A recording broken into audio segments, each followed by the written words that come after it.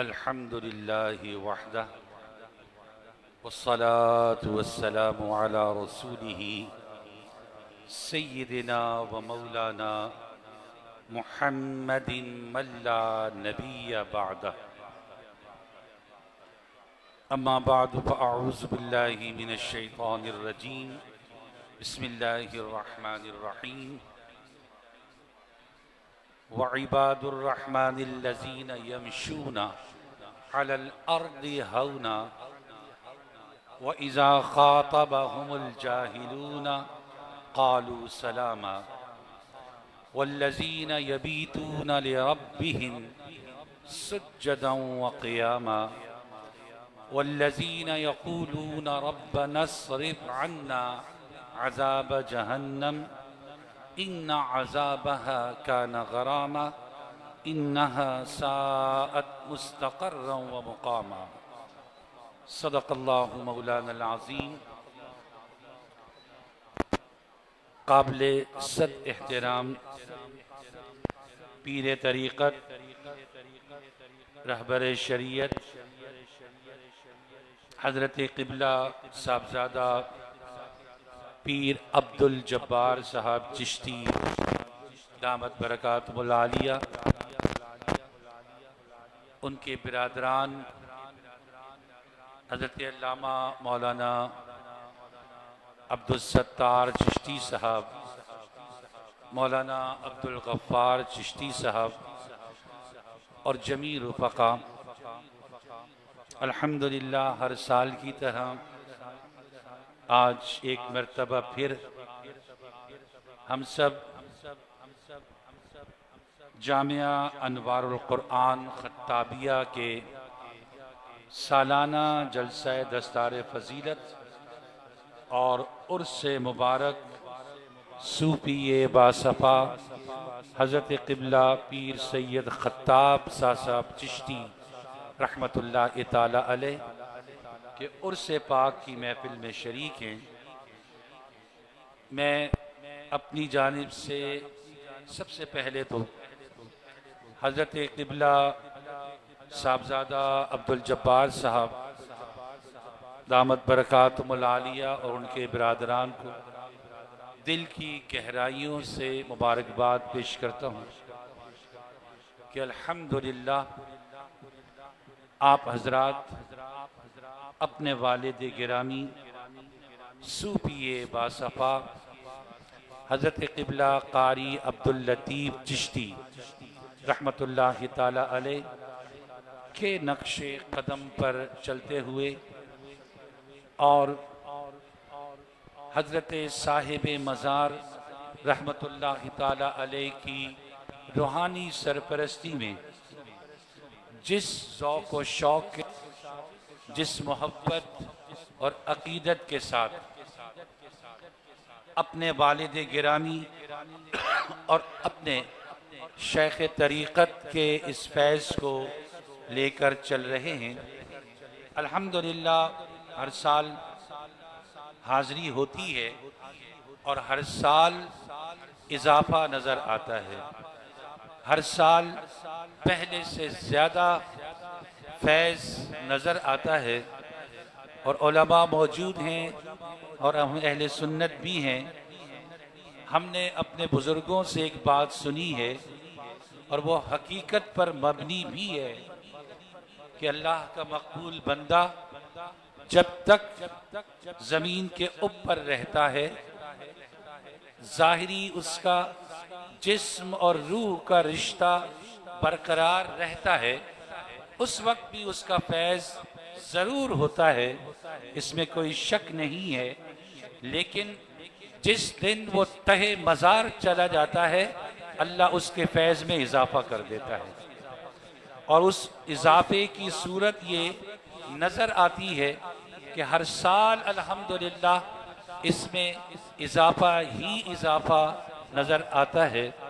حاضرین محترم، قابل مبارکباد ہیں وہ اساتذہ جنہوں نے بچوں کی تعلیم و تربیت میں اپنا وقت لگایا اور دل و جان سے ان بچوں کو زیور تعلیم سے آراستہ کیا، اور اسی کے ساتھ ساتھ ان کے والدین بھی قابل مبارکباد ہیں کہ جنہوں نے ان معصوم بچوں کو قرآن مجید و فرقان حمید کے حفظ کے لیے وقف کیا۔ جو حافظ قرآن ہوتا ہے اس کا مقام تو بہت بلند ہے، اس کا مرتبہ بہت بلند ہے، لیکن حافظ قرآن کے والدین کے لیے جو میرے اور آپ کے آقا و مولا صلی اللہ تعالی علیہ وسلم نے ارشاد فرمایا، من قرأ القرآن وعمل بما فیہ البس والدہ تاجا یوم القیامت ضوءہ احسن من ضوء الشمس۔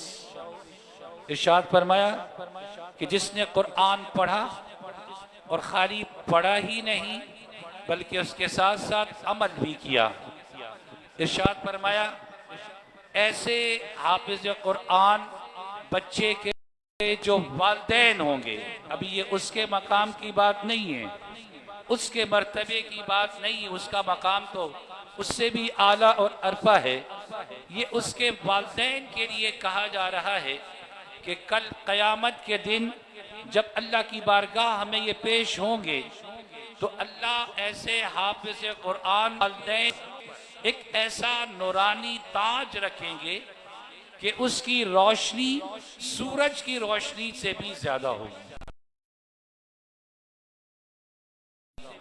یہ تو والدین کا مقام ہے، اور یقینی طور پہ حضرات محترم وہ بچے جو قرآن حفظ کرتے ہیں اور اس کے بعد دین کا علم حاصل کرتے ہیں، یقیناً اپنی دنیا بھی بہتر بناتے ہیں اور اپنی آخرت بھی بہتر بناتے ہیں۔ الحمدللہ قبلہ قاری صاحب رحمت اللہ تعالی علیہ نے اپنے شیخ طریقت کی صحبت میں رہ کر یہاں یہ پودا لگایا، اور آج الحمدللہ اس کے یہ مناظر ہماری نگاہوں کے سامنے موجود ہیں۔ حاضرین محترم، بس اس نشست کے حوالے سے پیغام کیا ہے، کیوں ہم سب یہاں آئے؟ ہمارے آنے کا جہاں ایک مقصد یہ کہ ان طلباء کی حوصلہ افزائی کی جائے، ایک بنیادی مقصد یہ کہ ان طلباء جنہوں نے قرآن حفظ کیا یا درس نظامی مکمل کیا، ان کی حوصلہ افزائی کی جائے، ان کو اپریشیٹ کیا جائے۔ ایک تو بنیادی مقصد ظاہر یہی ہے کہ ان کی خوشی میں شریک ہوا جائے کہ ایک طویل عرصہ اساتذہ نے محنت کی، والدین نے محنت کی، اور پھر ان بچوں نے لگ کر محنت کر کے 2 سال 3 سال 2.5 سال کے عرصے میں یہ اللہ کا کلام اپنے سینے میں محفوظ کیا۔ ان کی خوشی میں شریک ہونا، ان کی حوصلہ افزائی کرنا، ایک تو بنیادی مقصد یہی، اور دوسرا اہم ترین مقصد یہ کہ اس نشست کے حوالے سے چونکہ تعلق قرآن کے ساتھ ہے، چونکہ تعلق اللہ کے دین کے ساتھ ہے، تو ایک پیغام اور بھی بنتا ہے، اور وہ پیغام یہ بنتا ہے کہ آج کے اس ہمارے ماحول میں، آج کے اس بدترین دور میں ہم سب اپنے آپ کو مسلمان کہتے ہیں اور بڑے فخر سے کہتے ہیں، ہمارا ہر لمحہ ہمیں کوئی اس میں شرم نہیں، اس میں آر نہیں، اپنے آپ کو مسلمان کہنے میں اس میں کوئی شک نہیں ہے، لیکن حضرت محترم میرا سوال ہوگا کہ اپنے آپ کو مسلمان کہلانے والوں کا قرآن سے تعلق کیا ہے؟ قرآن سے رشتہ ہمارا کتنا ہے؟ ہم نے کبھی قرآن کو پڑھا؟ ہم نے کبھی قرآن کو سمجھا؟ ظاہر ہے جب قرآن پڑھا ہی نہیں، جب قرآن سمجھا ہی نہیں تو عمل کا سوال ہی پیدا نہیں ہوتا۔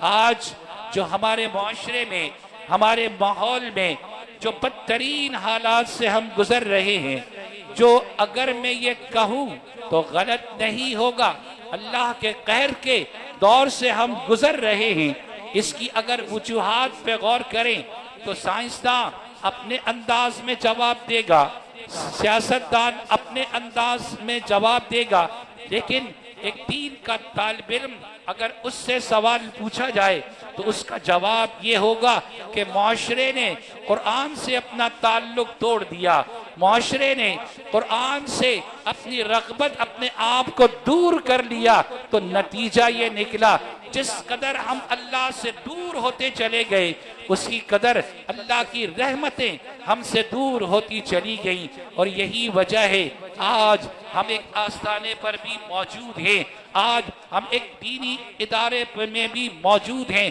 اور حضرت محترم، میں اکثر یہ بات کہا کرتا ہوں کہ ہم اپنے اگر مذہبی حوالے سے اگر دیکھیں، جہاں معاشرے میں بہت ساری گمراہیاں، بہت سارے معاملات ہمیں نظر آتے ہیں اور اس کا سد باب بھی ہم کرتے ہیں، اسی طرح اگر ہم دینی ماحول میں دیکھیں تو یہاں بھی ہمیں بہت ساری گمراہیاں دین کے نام پہ نظر آتی ہیں۔ حضرت محترم، آپ بھی اسی معاشرے میں رہتے ہیں، میں بھی اسی معاشرے میں رہتا ہوں، ہم یہ دیکھتے ہیں، کیا ہم نے یہ مناظر اپنی آنکھوں سے نہیں دیکھے کہ قبروں پہ سجدہ کیا جاتا ہے، قبر پہ سجدہ کیا جاتا ہے؟ یہ مناظر آپ نے بھی دیکھے ہوں گے، ہم نے بھی دیکھے ہیں۔ یہ کیوں یہ مناظر نظر آتے ہیں؟ یہ ایسا کیوں ہوتا ہے؟ اس لیے کہ ہم نے قرآن کو چھوڑ دیا، ہم نے قرآن سے رہنمائی لینا چھوڑ دی۔ قرآن کو ہم مشعل راہ تو ضرور کہتے ہیں مگر قرآن سے ہدایت ہم نہیں لیتے، قرآن سے ہم رہنمائی نہیں لیتے۔ اگر ہم نے قرآن کا مطالعہ کیا ہوتا تو ہمیں پتا ہوتا کہ اللہ کے بندوں کی علامات کیا ہوا کرتی ہیں، اللہ کے بندوں کی صفات کیا ہوا کرتی ہیں۔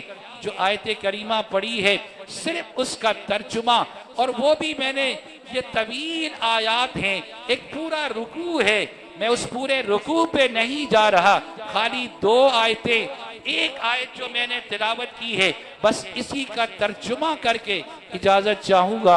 ارشاد ربانی ہے وَعِبَادُ الرَّحْمَنِ الَّذِينَ يَمْشُونَ عَلَى الْأَرْضِ هَوْنًا۔ اللہ ارشاد فرماتا ہے کہ میرا بندہ وہ ہے، میرا بندہ وہ ہے، مطلب میرا بندہ کہنے کا حق اسے حاصل ہوگا جو زمین پر آہستہ آہستہ چلتا ہو، مطلب اس کے اندر تکبر نہ ہو، اس کے اندر غرور نہ ہو۔ اور جب تکبر نہیں ہوگا تو کیا ہوگا؟ عاجزی ہوگی، انکساری ہوگی۔ پھر ارشاد ربانی ہو رہا ہے وَإِذَا خَاطَبَهُمُ الْجَاهِلُونَ قَالُوا سَلَامًا۔ اور میرا بندہ وہ ہے کہ جب کوئی جاہل اس سے گفتگو کرے، جاہل اس کے سامنے بحث برائے بحث پر آ جائے تو میرا بندہ وہ ہے جو کہے قالوا سلاما، میرا سلام ہو تم پر، مطلب کنارہ کشی اختیار کر لے، اس نشست سے الگ ہو جائے۔ وَإِذَا خَاطَبَهُمُ الْجَاهِلُونَ قَالُوا سَلَامًا وَالَّذِينَ يَبِيتُونَ لِرَبِّهِمْ سُجَّدًا وَقِيَامًا۔ میرا بندہ وہ ہے کہ جس کی راتیں، جس کے دن اللہ کی بارگاہ میں یہی دعا کرتا رہتا ہے کہ بار الہا مجھے جہنم سے بچا لینا، مجھے جہنم کی آگ سے محفوظ رکھنا۔ حضرت محترم، خالی انہی 4 باتوں پر اگر غور کیا جائے اور آج ہم اپنے گریبان میں جھانک کے دیکھیں تو حضرت محترم ساری خوبیاں، یہ ساری چیزیں آج ہم ان چیزوں سے لا تعلق نظر آتے ہیں۔ کیا آج ہمارے اندر تکبر نہیں پایا جاتا؟ کیا آج ہمارے اندر غرور نہیں پایا جاتا؟ کیا آج ہم اللہ کی عبادت میں اپنا وقت گزارتے ہیں؟ یقین جانیے علماء موجود ہیں، آپ ان سے سنتے ہوں گے وہ شب معراج کا جب واقعہ آپ سنتے ہوں گے، علماء نے آپ کو بتایا ہوگا یہ واقعہ موجود ہے۔ شب معراج اللہ کی بارگاہ سے جو تحفہ آیا تھا وہ نماز تحفہ تھی، اور نمازیں کتنی تھی؟ 50 نمازیں تھی۔ آغاز میں 50 نمازوں کا تحفہ تھا۔ حضرت موسیٰ علیہ السلام کا کرم ہوا، حضرت موسیٰ علیہ السلام امت مصطفیٰ اور بالخصوص آنے اس دور کی امت کو آج سے پہلے مشاہدہ کر رہے تھے۔ ارشاد فرمایا کہ اے آقا علیہ السلام، امت کے لیے 50 نمازیں مشکل ہوں گی۔ آقا علیہ السلام گئے، आते रहे, जाते रहे, 9 दफा तशरीफ ले गए, 5 नमाजें बाकी रह गईं। मूसा अलैहिस्सलाम ने फिर कहा था एक दफा कि या रसूल अल्लाह एक दफा फिर चले जाइए। आका अलैहिस्सलाम ने इरशाद फरमाया, ए मूसा नहीं, अब मुझे हया आती है रब की बारगाह में जाते हुए कि मेरी उम्मत हो और 5 नमाजें भी ना पढ़ सके। हाज़िर मोहतरम, क्या ये हकीकत नहीं? हम में से आज बहुत सारे ऐसे लोग हैं जो हो सकता है बज़ाहिर तो ना कहते हों, लेकिन दिल में ये जरूर कहते हैं कि काश एक दफा और चले जाते तो मसला ही खत्म हो जाता। ये हकीकत है, ये हमारा हाल है। तो फिर मुझे बताइए कि अल्लाह का कुर्ब कैसे हासिल होगा? अल्लाह की बारगाह में हाज़री का जो तरीका अल्लाह उसके रसूल सल्लल्लाहु ताला अलैहि वसल्लम ने जो रास्ता बता दिया, वो रास्ता हमें कुरान से मिलता है। जिस कदर हम कुरान से रहनुमाई हासिल करेंगे, उसी कदर हमारी दुनिया भी बेहतर होगी और हमारी आखिरत भी बेहतर होगी। वो मुअज़्ज़िज़ थे ज़माने में, वो मुअज़्ज़िज़ थे ज़माने में मुसलमान होकर, और हम ख्वार हुए तारिके कुरान होकर। वमा अलैना इल्लल